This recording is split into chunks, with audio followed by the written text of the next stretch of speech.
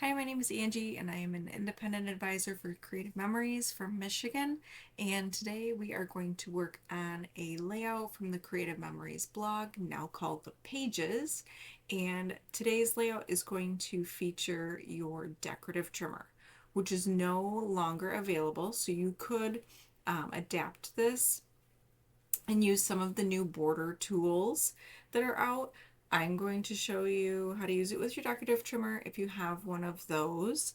Um, it's a great tool to kind of break out. I don't use it very often, so it's great to kind of reacclimate myself with it as well. So I am going to switch over to my desktop, and this is the layout.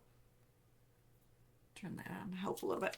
This is the layout we're going to work with today. Again, it's pretty simple. We're using a variety of tonal paper, and it's just featuring the decorative trimmer in the middle there.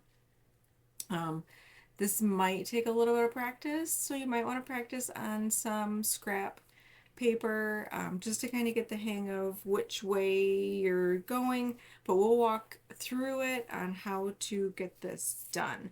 I am going to adapt my pictures for this layout, but you can do what's on here or you can adapt however it works for you. So I am working with some pool photos, so kind of sticking with the summery theme. I have 4 pieces. I have one that's a little bit more decorative. And this is not Creative Memories paper. This was in like a mixed mystery bag from Hobby Lobby. And I just thought that would be fun. But these are the 4 papers that I'm going to use. I am going to use white as well. I'm not quite sure how that's going to work with this having a little bit of a white background, but we're just going to go with it. And then my base page is going to be navy blue. I am going to gut that so that I can save majority of the paper here and use it for mats or something else in a future layout. As you can see, you're going to see very little of it on this layout. So to me, honestly, there's no point in wasting, quote unquote, wasting that much paper. I'm going to save it and use it. I'm frugal. That's what it is. Going to save some of that paper. So we're going to walk right through it. So the first step that they say is to use a piece of paper for your background. I'm going to set this aside. And I'm going to set my white piece aside for now. We'll get to that in just a minute. It does say actually, okay, we'll do this. We'll cut it down and then we'll set it aside. It's 11.5 by 11.5.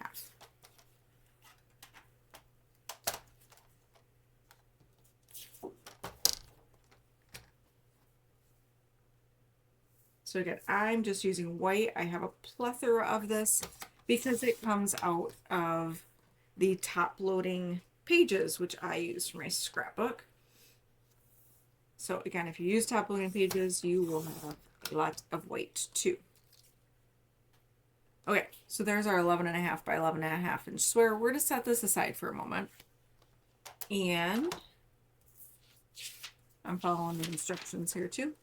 Okay, so we are going to work on both the top and the bottom squares first, real quick. So set these middle 2 aside. So the first piece is going to be 11.25 by 2 3/4. And I'm going to keep, I don't want to cut down this whole piece of paper to 11.25. So I'm going to first cut off 2 3/4.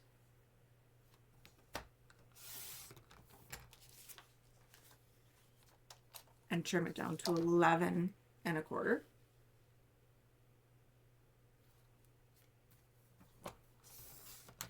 And I'm going to do the same for what will be my bottom section.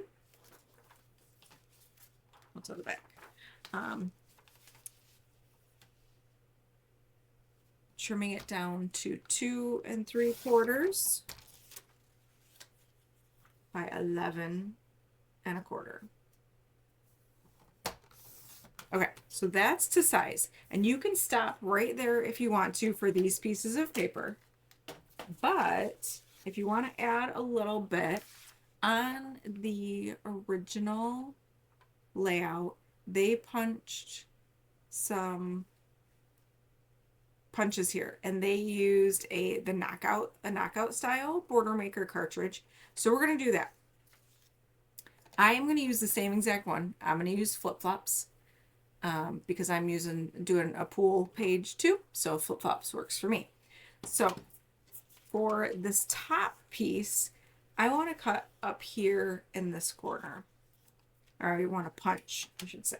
So I'm going to load that into my paper trimmer.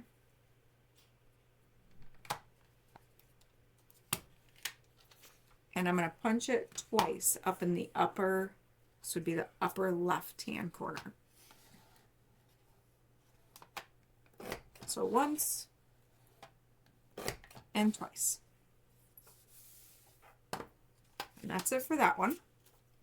Now this one, I was just kind of looking at, should I do it that way? I think I'm going to do it this way. This one we're going to punch it very similarly in the lower right hand corner, but again I need to load where I'm going to punch to the outside, so I'm going to put it in the same exact spot.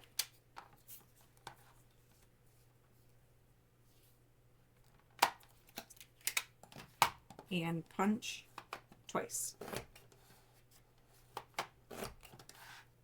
So again, if you don't have a border maker cartridge that works with the layout that you're working on, you can skip that step.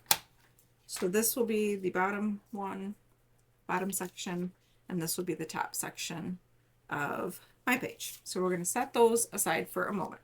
Now we're going to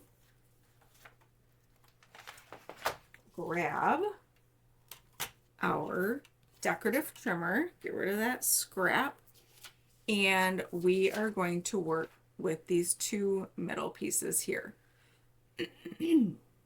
And we're going to cut them with the decorative trimmer. So what we need to do is take the section, okay, let's see, this is going to be,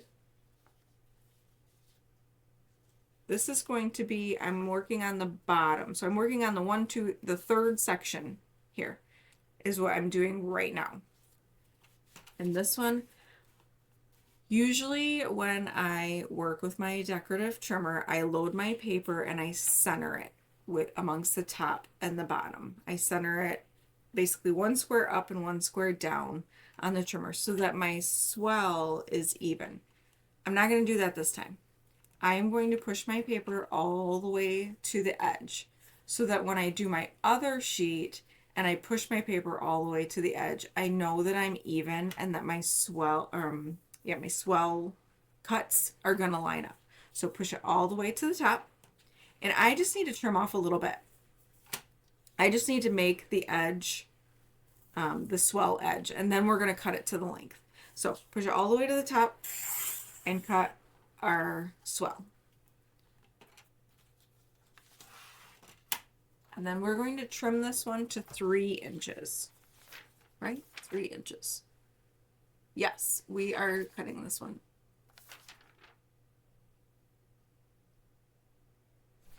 No, we're cutting this one to 2 3/4. The other one's going to be 3 inches. So this one, the third section, the yellow section, is going to be 2 3/4.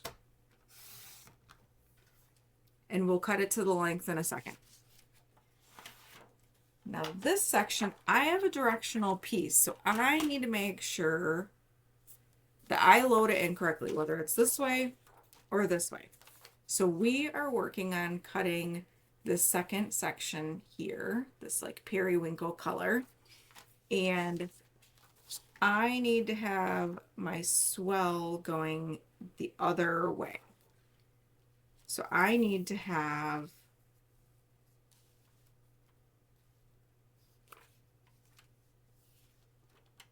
cut it this way so that it cuts this line. So my top needs to go that way. If you are using non-directional paper, it's going to be a little bit easier. But for the most part, if you cut one off this way, you're going to cut one off the other way. So I'm going to load this in. It's going to cut the inside. So I'm going to load it in. And this way is a little bit harder because you don't have as much to butt it up against here, but you're still going to butt it up against the top. And I'm just kind of looking to make sure that it's straight along this groove here. And I'm going to close it, and I'm going to hold it down on this side still. I don't want it to move because there's not a lot holding it in place here. So I'm holding it with my hand on this side, and I'm going to cut. And I think I did mine upside down. Yes, we are going to do that the opposite way. Turning my paper over. It's great to use some paper that you have a little bit of extra space. I was thinking it was my top section to cut it at the top, but it's my top section and I need to cut the bottom. Okay. So that was take 2. So there, that's how it's going to go together. Now this piece, we're going to cut at 3. So we can put our decorative trimmer aside. We are done with that. Again, if you're using non-directional paper, basically you need to cut one top off this side and one top off the other way. You just need to do one of each way. Okay, we're cutting at 3 inches. And we're lining it up on the 3-inch line and cutting there. Nope, cut the wrong one. Again, it's because I'm using directional paper. Okay, 3 inches. There we go. So now, if we are looking at our paper, they fit together, but I need to trim them, right? They're 12 inches right now. We need to trim them to 11 1/4. So the trick that I have, you could cut them separately, but I want to make sure that I cut them on the same end. If I cut inches, like if I cut off of this side, and then I go to line it up, my swells aren't going to line up. So I want to make sure to cut off of one side or the other. So what I'm going to do is I'm going to flip my papers together because I know that they fit together this way. My swells line up. I'm going to fold them together, and I'm going to cut them at the same time. If you don't feel comfortable doing this, you could always grab a little posty sticky and know I need to cut this end and this end. And then that way, when you load it in your trimmer, you know you're cutting off the right side. I am just going to do them both at once. Completely up to you how you feel comfortable. I'm just lining up my papers, and I'm going to butt them both up. And again, we're cutting at 11 1/4. And I'm going to double check that measurement. Yes, 11 1/4. After getting them all trimmed, I would hate to cut the wrong measurement off. Okay. That is the bulk of our cutting. So now we can start to assemble. Set that aside still. We are going to put these pieces together.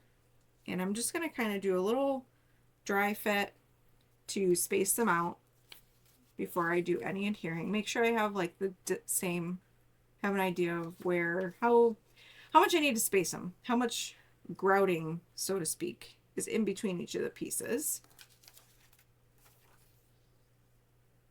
So that is mine. So it looks like there's about 1/8 of an inch or so in between each of the pieces. I'm going to use repo tape in case I do put them down and then need to pick them up and move them. Maybe the spacing wasn't right. So I'm going to use repo tape, especially around that punched spot.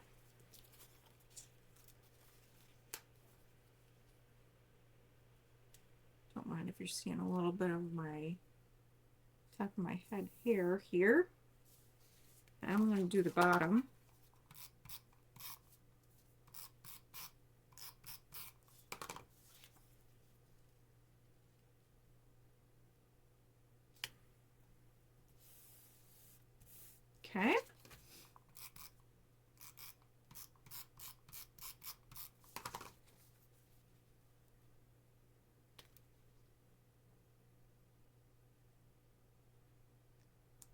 Obviously I want my spacing to be pretty even, but also just making sure I'm as lined up as I can be.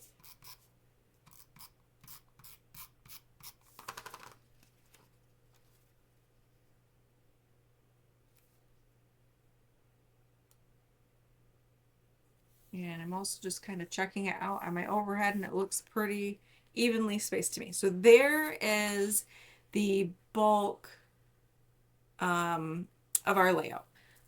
We need to adhere it onto a base. Again, we could plop it right down on there and we would be done with that.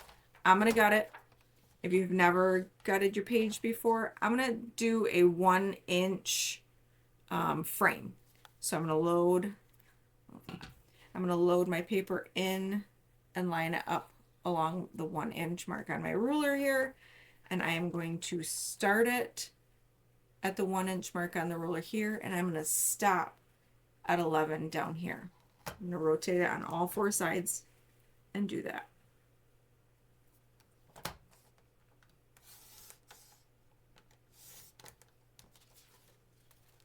And if you didn't notice, what I like to do is start from one way and start from the other way and kind of meet in the middle. That way I know I'm like stopping. I don't go too far.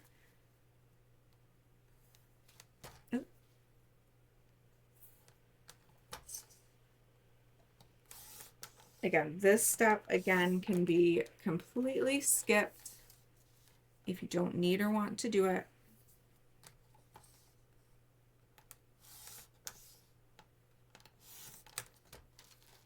But now I've got a good chunk of paper that can be used for mats or punching in the future.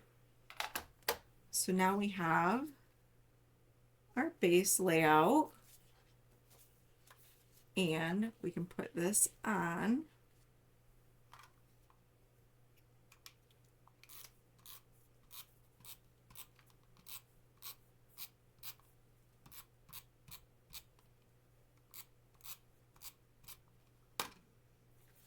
And you can put it at whatever amount of tilt that you want. On this one, they, for the most part, tilted it so you can barely see any around. So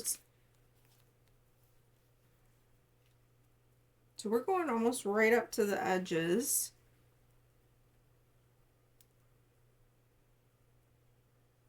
And, oh, it doesn't matter. I was upside down, but doesn't matter. We can flip it around. There we go. So there is the base of our layout. I have some pictures. Where did I set them? Probably under my paper over here.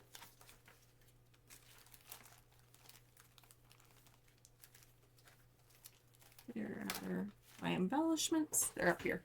Okay, here are my pictures. So in the example, they have one, I think they trimmed it to 4x4. Yep, they trimmed it to 4x4, and these ones are two 3x4 photos. I did the same. I have 2 3x4 photos for down here. I am not going to mat my photos. They didn't. I'm not going to either. But I have more than just one 4x4 photo. And then they also used a 4x6 mat. I'm going to skip the mat. And I have 2 4x5 photos that I'm going to put. And then I've got these 2 3x4s. So however your photos work for this layout, what they do have is strips of paper along the top and the bottom. You could use a border sticker. You could use a border punch. I'm going to try this. It might be a little big. So I'm going to punch this out and see what it looks like. It might be a little big, so we might trim it down. I'm going to go with navy. So I have another scrap of navy. I'm going to go with navy and see how that looks to kind of bring in some of the navy from the background. Let's move that out of the way for a second. So with your border punches, most of them, unless they're a frame style, this one is not, Most of them, you're going to start your paper either on the left or the right black mark, kind of depending on whether you're left-handed or right-handed, or whatever suits your preference. But I usually typically go this way, and I start at the left mark. So we're going to start our paper at the left. I'm going to lay it down so it's a little bit easier. Push it all the way in, make sure it's butted up against the back, and punch. And for this one, it's a very much repeating pattern. So we are going to line up, there's a little triangle. There we go. There's a little triangle. You're going to line up the triangle to the triangle on the base plate. And that's where you're going to know that you're not overlapping the punch.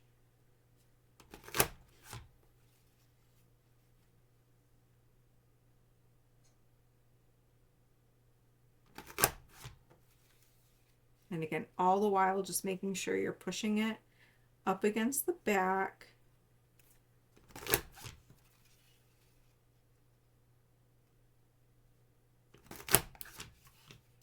Oh, and I had a little bit crooked there, but that's okay. We'll just use our microtip scissors and cut that off. I must have just shifted it before I punched it. That's all right. Okay, so let's clean up our mess here and bring our layout back. And so again, they did the border kind of above their mat here and along the pictures down here. I was kind of thinking the same thing, but again, I'm not sure if this is going to be too big. I don't mind it down here, so I'm thinking I would just cut it in half, or I might cut it after that wave. I don't mind it. I don't think it's too big. You can tell you can hardly really see this paper here. I could trim a little bit more of the photos down, but I'm not sure. You're still not going to see very much of that paper. It's fine. We're moving on. So let's put my photos down and then figure out where I need to trim.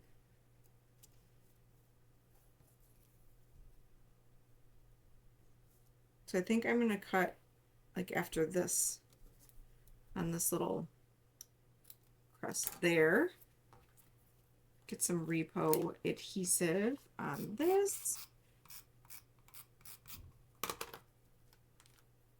And we'll put that down along the bottom.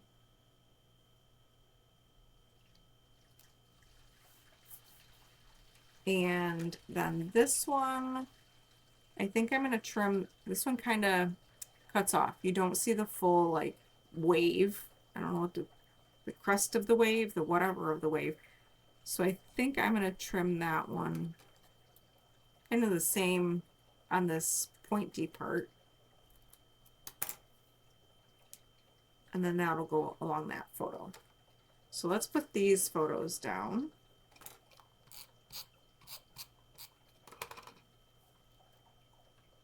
And what I didn't do was I didn't even look at like the embellishments or anything like that for this collection for these photos. Let's move that down a little bit.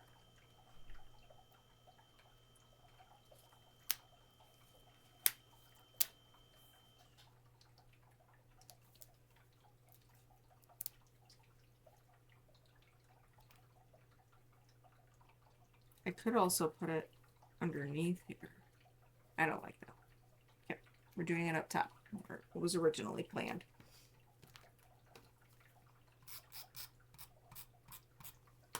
All right, so we're going to put that along the top of there.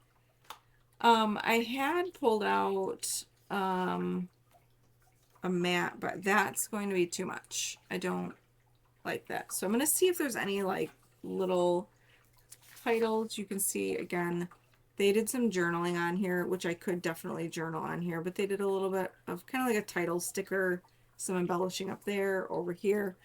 Let's see if there's any sort of title-y stickers. I will say a little bit more of this collection is focused on drinks by the pool and things like that, which is not what we were doing here. There's a make a splash, a splashing good time, to pool, infinity pool and beyond, soak up the sun, good times, tan lines. I kind of like this one, which I could, but it kind of blends in with the blue there. I could make a splash up there because this one they are splashing, just floating around. Let's see if there's anything in here. Again, I didn't look at these before in these pictures down here, they're playing chicken. So there's Splash Bash. That's a little big.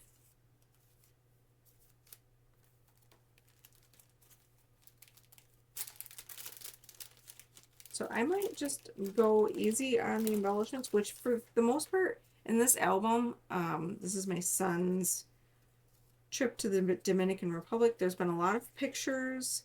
There's been a lot more simple pages. Okay, so there's not a whole lot of embellishments in this collection. Now, but I do like this up here. Just gonna kind of see that's straight enough. So I might just leave it and just do a little bit of journaling over here and call it good. So there you go. There is today's layout. I will have a link to the original blog post so you can read the instructions as well as following along with the video. But there is your layout for this week. If you are part of my Facebook group, as you know, you have until Saturday, which would be in this case, Saturday, January 31st until midnight to get your layout done and submitted for your chance to win a prize. But other than that, I can't wait to see your layouts. Happy scrapping!